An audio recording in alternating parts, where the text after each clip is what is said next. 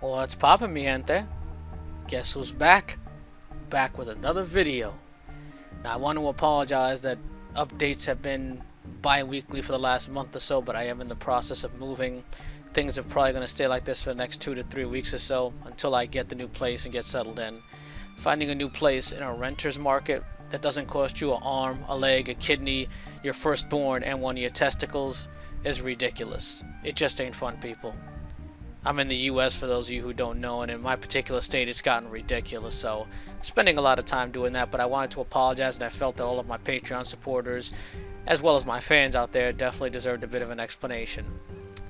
Now, this particular Let's Talk About It video is going to be about our good friend, the Flame Demon. Yes, I mean as in just the Flame Demon from SOTN, the one that only appears twice in the game. Yeah, that one.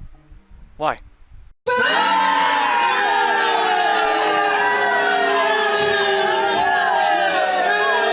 Okay, so first, let me clarify something here. Before you guys pull out all the pitchforks, torches, and pull a Lisa Tepes on me.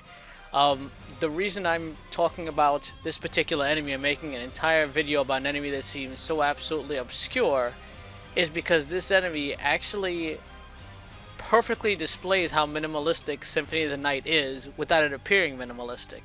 There are many times when effects look like they're some kind of brand new sprite. They just are the same reused sprite that you've seen a million times, but you'd never be able to tell. A perfect example is the blood gushing from the bloody zombies. That's just the usual fire puff sprite you see 100 times throughout the game, colored red.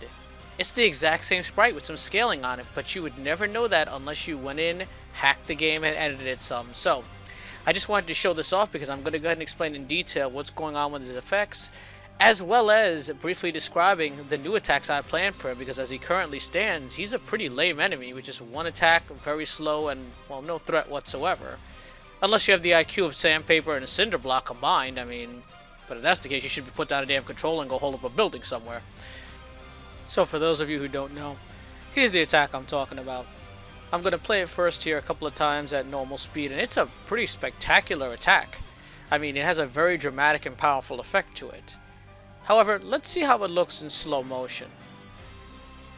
That fireball sprite doesn't look so pretty anymore, and the scaling on what looks like some kind of 3D object with a unique sprite looks a little outdated, but you know what? That fireball looks very familiar, and in fact the flame pillar itself looks very, very familiar here. Let's go ahead and take a look at this. Let's start off with the fireball first, and I'm going to break down what's going on here. So what I did was I hacked the game a bit and moved him upwards so the flame puff has more time to travel, and if you look at it, it seems like the flame puff part of it seems to move ahead of it. It was never designed to have this long to be on screen and active, so it looks like what they did was combine two projectiles here. And I'm pretty sure where their sprite set comes from.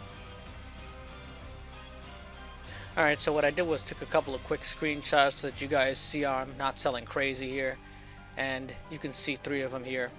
These two clearly use the same frame on the majority of the projectile, yet it still looks different because there's a second projectile in front. All this is literally combining 2 what I call flame puffs to create this projectile. And you can clearly see it here. Now the way the animation works for a medium flame puff is that it'll use the same sprites doubled up, it'll reflect them left and right. It does the same thing for the smaller ones too. It also blinks. If you look in game, you'll notice that every step it's blinking, and you can see that with the smaller flame puff. I included the 2 separate palettes. I also believe it switches between normal blending for these darker ones and additive blending for the brighter ones, but that's not really important. The point is, if you look at it, you'll notice it looks like it's flashing every second, and that's what's causing it. In the case of the demon itself, that color change is just the palette changing. Okay, that's all it is. Okay? But for these projectiles, that's important because it's pretty easy to spot where they are when you see something flashing, even when you pause the game every step of the way, and that's really helpful for me as a developer.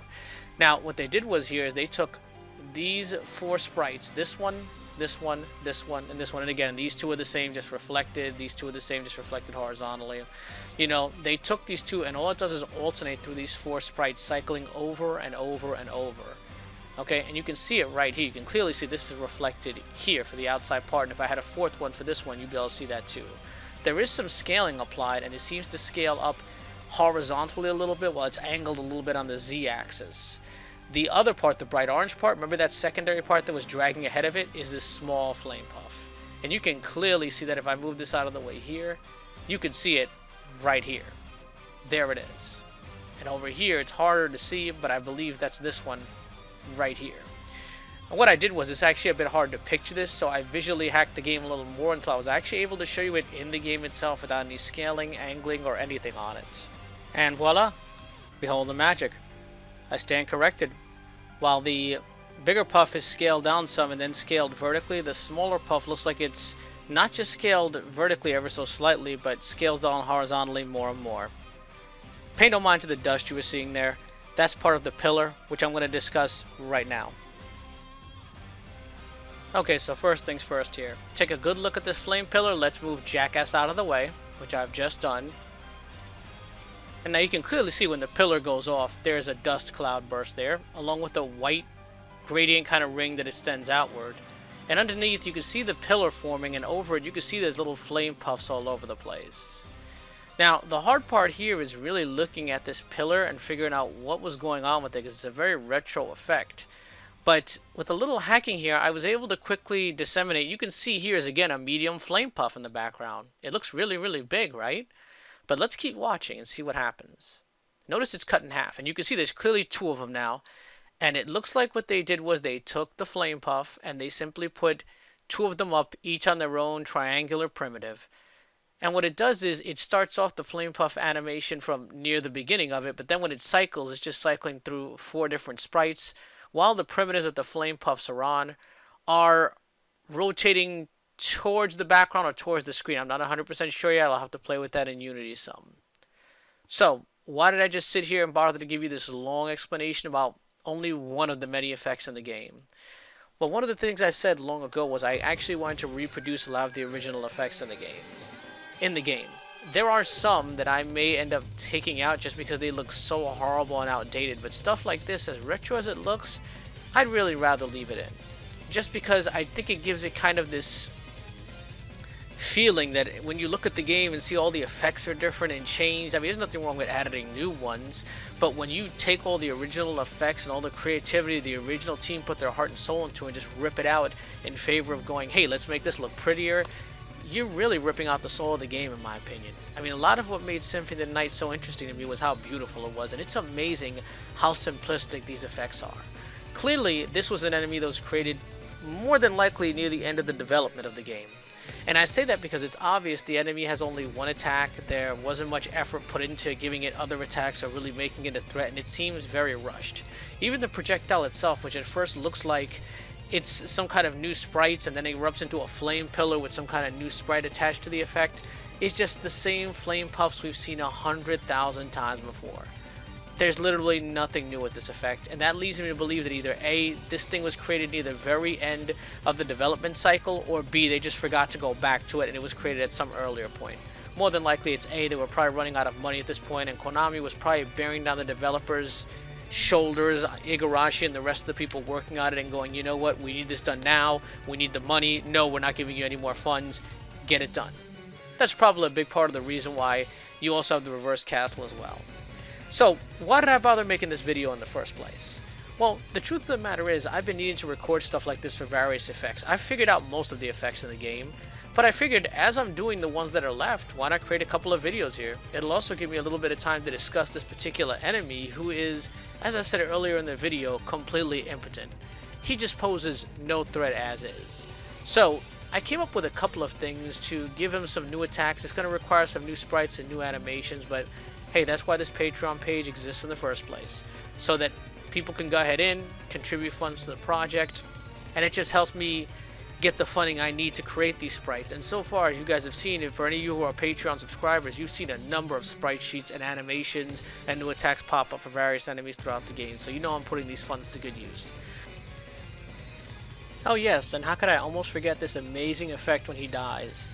It's actually some black fading that's created over his body as an outline, followed by that outline being turned into a mask that's then used to obscure any flame puffs that spawn outside of the mask.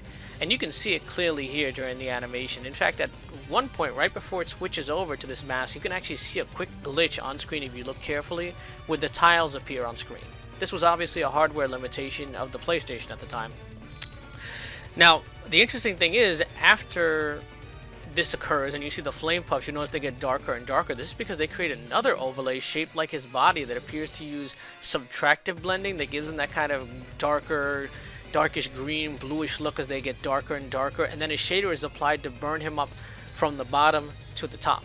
The same thing is done to Cthulhu and Malachi with some slight differences, but I say this in the vein of they all burned up from the bottom to the top as well. So that's a shader that I'll luckily be able to use several times.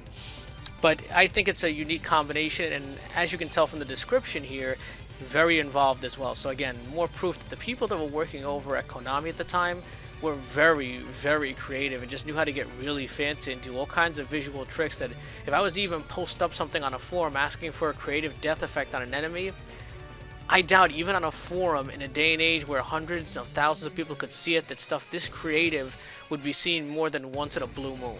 They really got crazy with it, and I gotta say, it's really, really impressive and part of the reason why I love this game so much. So, that's all I have to say about this particular monster. Wait, no, almost forgot. I didn't discuss some new attacks I have planned for him yet. Okay, so he's obviously got to have his classic attack still, which is being modified so that now it covers a much more longer horizontal distance, as well as having it expand vertically up even higher. Okay, I may add another effect behind it for that, but I'm basically setting it up so that you can't double jump over it. When he does the attack, you have one of two options. A, dash for your life so you don't get incinerated and get out of range. Or B, if you're brave, jump up and start doing air chains against his torso until you knock all that energy he's stored up out of his body, canceling the attack and giving you the chance to do some free damage. Now, of course, as he does the attack, I'll raise his defense some so you don't tear him to pieces and completely kill him off as a mid-boss during this time, which would be stupid.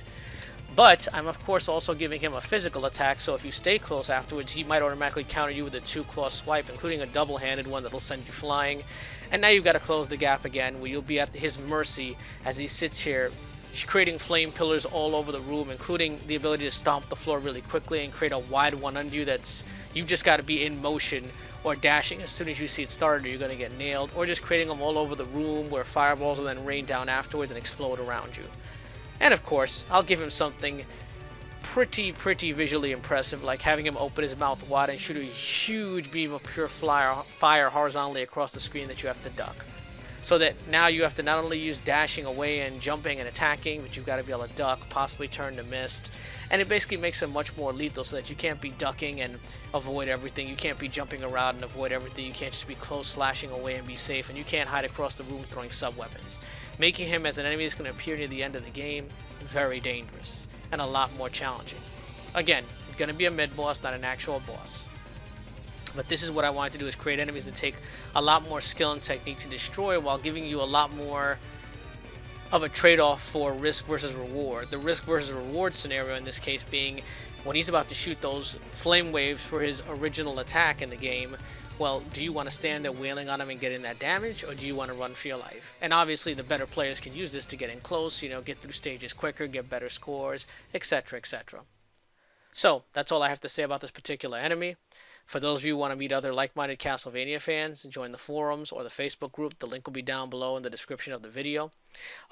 Definitely join my Patreon right now. Subscribe. Even if you're just one of the $5 donators, you get access to all my content, which is extremely helpful for me. Believe me, if I got 100 people that came in and did that, it would make development much quicker. Or you can make a one-time donation via PayPal. Again, both links will be in the video description below.